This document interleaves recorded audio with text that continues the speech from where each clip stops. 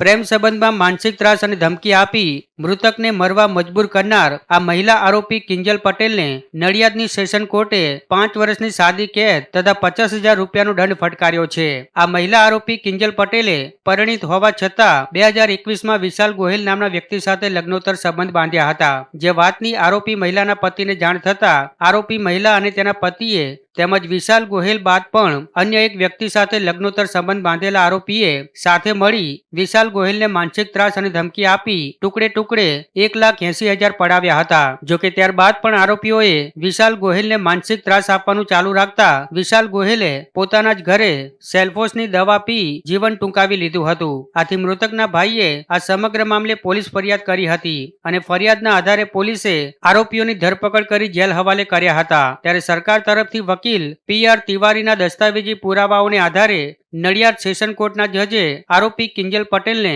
5 વર્ષની સાદી કેદ તથા 50,000 રૂપિયા દંડ અને 25,000 રૂપિયા મરણ જનારના સગા હાર્દિક ગોહિલને ચૂકવી આપવાનો હુકમ કર્યો છે। કેસની વિગત એવી છે કે આ કામના આરોપી કિંજલ સચિનભાઈ પટેલ કે જે પોતે પરિણીત હોવા છતાં આ કામના મરણ જનાર વિશાલભાઈ શંકરભાઈ ગોહિલ સાથે સને 2021માં લગ્નોત્તર સંબંધો બાંધેલા હતા અને ત્યારબાદ આ સંબંધો અંગે આ કામના આરોપી કિંજલબેન તથા તેમના પતિને જાણ થતાં બંને જણા તથા ફરીથી આ કામના આરોપી કિંજલબેને મરનાર વિશાલ સિવાય પણ અન્ય એક વ્યક્તિ સાથે લગ્નોત્તર સંબંધ બાંધ્યા। આ ત્રણેય આરોપીઓ ભેગા મળીને વિશાલભાઈ પાસેથી ટુકડે ટુકડે કરીને બ્લેકમેલ કરીને રૂપિયા 1,80,000 પડાવી લીધા હતા અને ત્યારબાદ પણ ત્રણેય જણા મરનારને ત્રાસ આપ કરતા હતા। જે ત્રાસ સહન ન થતા મરનાર વિશાલભાઈ ગોહિલે તારીખ 14/9/2021ના રોજ પોતાના ઘરે ઝેરી દવા પી લીધેલી અને તેઓને તાત્કાલિક સિવિલ હોસ્પિટલમાં સારવાર માટે લઈ જતા તારીખ 15/9/2021ના રોજ સારવાર દરમિયાન તેમનું મોત નીપજેલું।